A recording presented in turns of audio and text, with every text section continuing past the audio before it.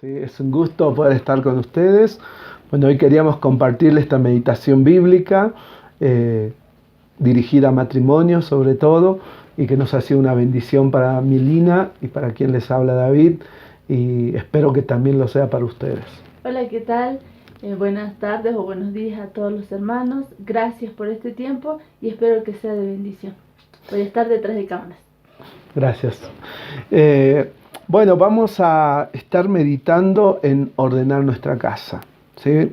Una cosa es tener una casa desordenada, ya sea por una cuestión de, no sé, vas al ropero y se cae todo, o de repente te vas dando cuenta que hay un montón de cosas que sobran y que hay que deshacernos de ellas, o que hay cosas que están en un lugar incorrecto y sería bueno ordenarlas, ¿no? Pero ¿qué pasa con nuestra vida interior?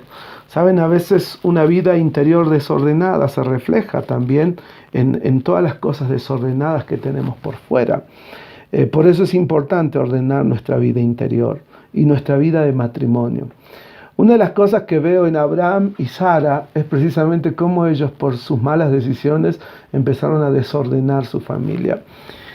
Uno ve a Sara y a Abraham salir de su tierra y su parentela, transitar juntos y vivir por la fe y andar por fe y no por vista, y Dios va llevándolos por distintos lugares hasta que les hace una promesa. Sara era estéril y Dios hace la promesa de un hijo. Abraham toma esta promesa, pero han pasado los años, ¿no? Y esta promesa se tarda. Ahora, es ahí donde la impaciencia empieza a tener su resultado. Capítulo 16 de Génesis habla de lo siguiente. Dice: Sarai, mujer de Abraham, no le daba hijos, y ella tenía una sierva egipcia que se llamaba Agar. Y dijo entonces Sarai a Abraham: ya ves que Jehová me ha hecho estéril, te ruego pues que te llegues a mi sierva, quizá tendré hijos de ella. Y atendió Abraham al ruego de Sara. ¿Cuándo empezamos a desordenar nuestra casa, nuestro hogar? Bueno, cuando empezamos a depender de nuestros razonamientos y dejamos de lado los consejos de Dios, dejamos de lado la voluntad de Dios.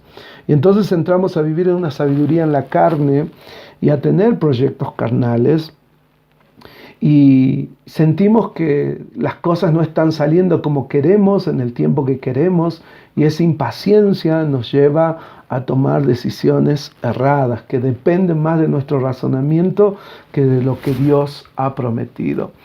Acá Sara incluso decide culpar a Dios porque no le daba hijos, y entonces toma un plan, un proyecto, y dicen: bueno, voy a tomar a mi sierva Agar. En aquel tiempo una sierva era una propiedad, una extensión legal de su ama, y Sara podía usarla a favor de su esterilidad. Y eso es lo que hacen. Lo que se ve acá es una decisión impulsiva e individual. Muchas veces como cónyuges tomamos esas decisiones, ¿no? Que son muy personalistas, que son muy individuales, que responden a nuestras propias frustraciones o a nuestros propios deseos y a nuestras propias pasiones. Y empezamos a gestar esas decisiones hasta que después las expresamos y pedimos que el otro cónyuge nos acompañe, pero si es una decisión en la carne, estamos invitando a nuestro cónyuge a vivir en la carne. Eso es lo terrible de todo esto, ¿no? Acá vemos una decisión impulsiva, y yo quiero decirles, hermano, que una de las cosas que tenemos que aprender es que las bendiciones espirituales no vienen por decisiones carnales. Si queremos resultados espirituales, las decisiones tienen que ser espirituales. Una de las cosas que hace Sara es perder su esperanza, ¿no? Dios le había prometido algo y ella pierde su esperanza y empieza a caer en la desesperación, y eso lo lleva a tener una práctica impaciente.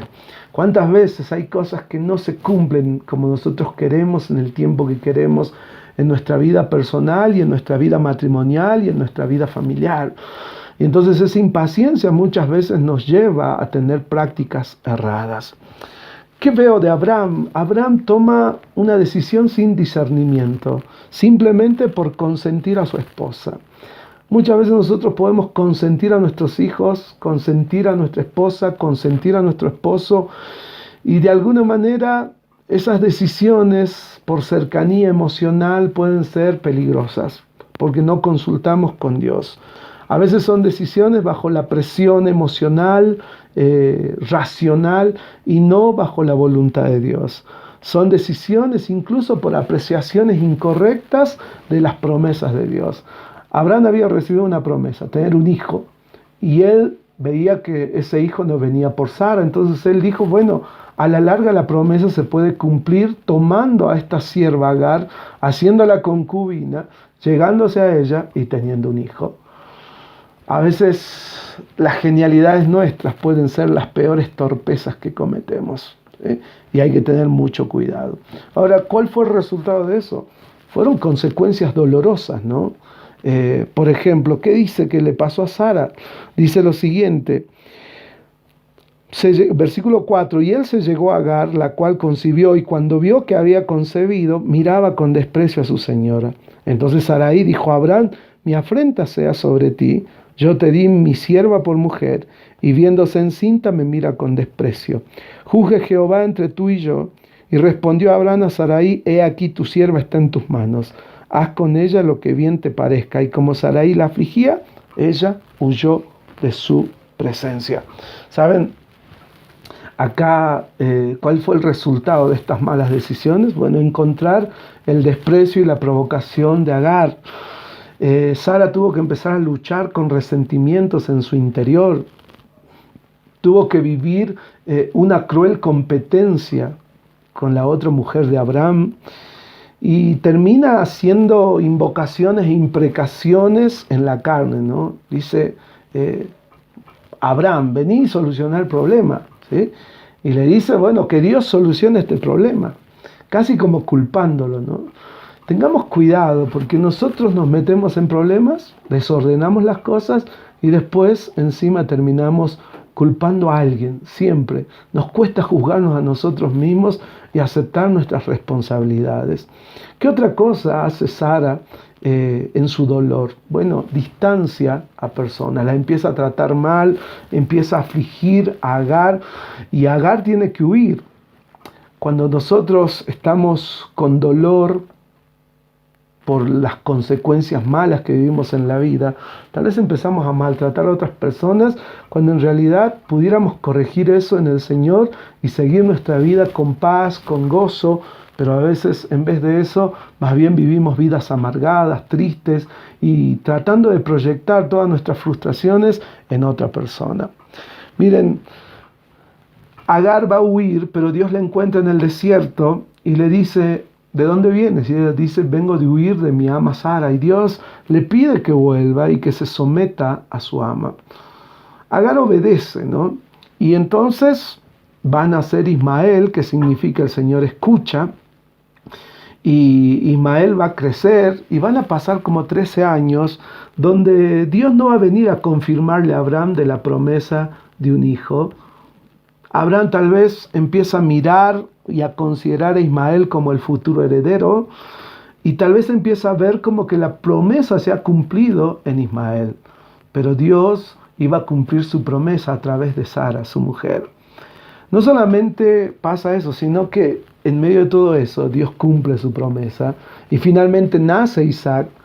Y de repente Abraham alaba a Dios y adora a Dios porque a sus 100 años Dios le ha concedido un hijo, y Sara tiene 90 y también alaba a Dios, pero el problema que generaron, el desorden, permanece, continúa. Y la Biblia nos enseña que Ismael, con sus 13 años a 15 años, empieza a burlarse de Isaac, ¿ah? Y Sara lo ve esto como un conflicto y hasta lo ve como un peligro, ¿no? Entonces Dios va a empezar a entrenar a Abraham en la fe a través de la renuncia de sus más sentidos afectos. ¿Y cómo empieza a ordenar Dios la casa de esta familia? Bueno, primero va a dar su consejo. Saben, ya adelantándonos un poquito más, está el capítulo 21 y dice el versículo 8, y creció el niño y fue destetado, hablando de Isaac, e hizo Abraham gran banquete el día en que fue destetado Isaac. Y vio Sara que el hijo de Agar la egipcia, el cual éste le había dado a luz a Abraham, se burlaba de su hijo Isaac. Por tanto dijo a Abraham, echa a esta tu sierva y a su hijo, porque el hijo de esta sierva no ha de heredar con Isaac mi hijo. Este dicho pareció grave en gran manera a Abraham a causa de su hijo. Entonces dijo Dios a Abraham: no te parezca grave a causa del muchacho y de tu sierva. En todo lo que te dijere Sara, oye su voz, porque en Isaac te será llamada descendencia.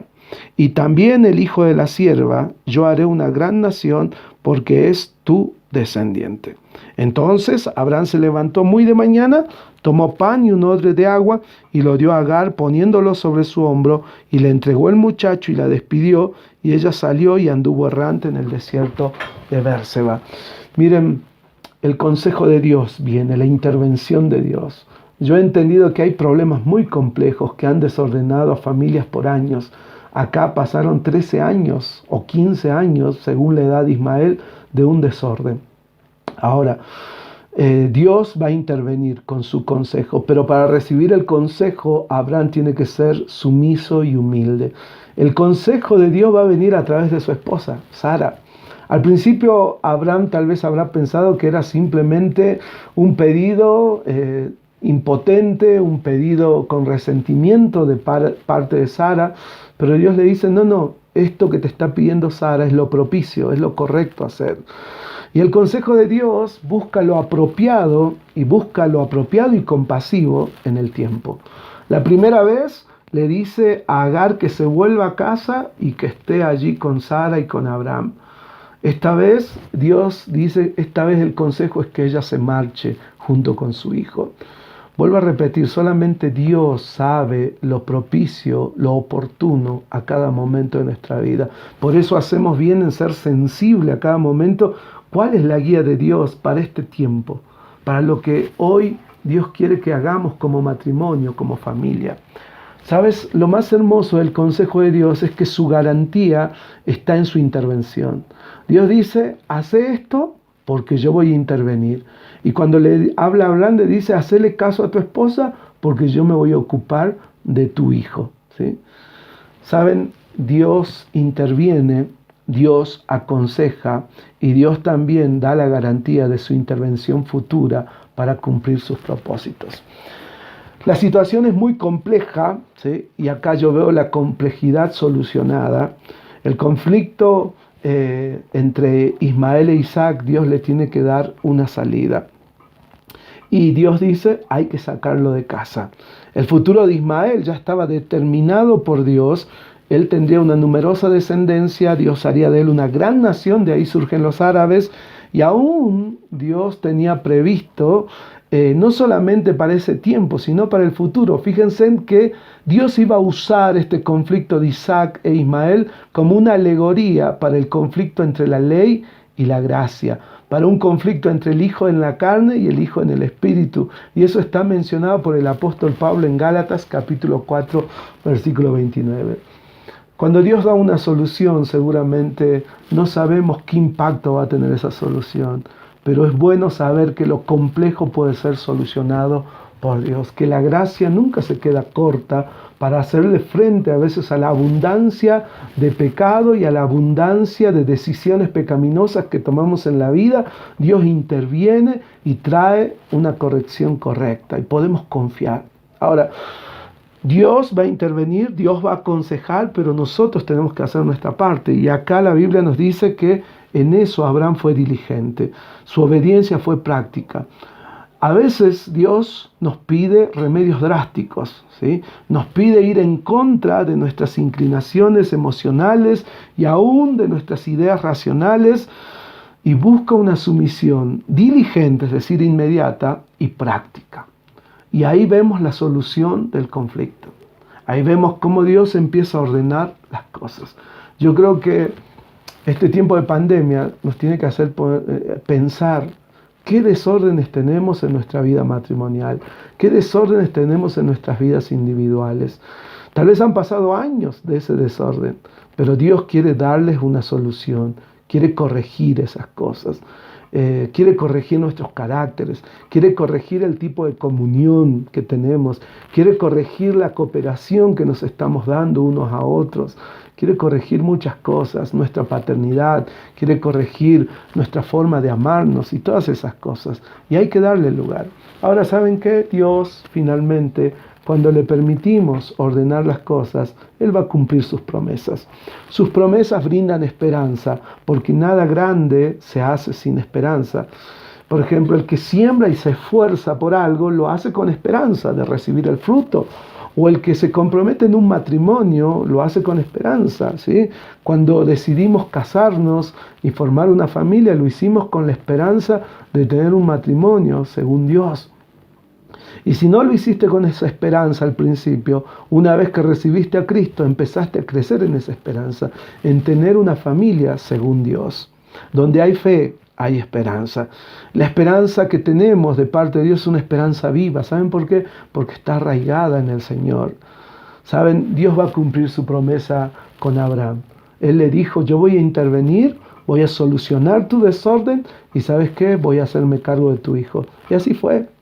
La Biblia nos dice que Dios se encargó de Ismael, que cuando Ismael estaba por morir de sed, Dios escuchó la voz del muchacho, Él trajo su provisión, Él cuidó a ese niño, Dios estaba con el muchacho, nos dice, y también Dios le proveyó una habilidad para su subsistencia. Así que, queridos hermanos, si hoy el desorden es grande, podemos acudir a Dios para que Él, con su consejo, ¿sí? Con su potencia, que es capaz de solucionar cualquier acto complejo, cualquier desorden complejo y cumplir sus promesas. Si nosotros confiamos en eso, Dios lo va a hacer.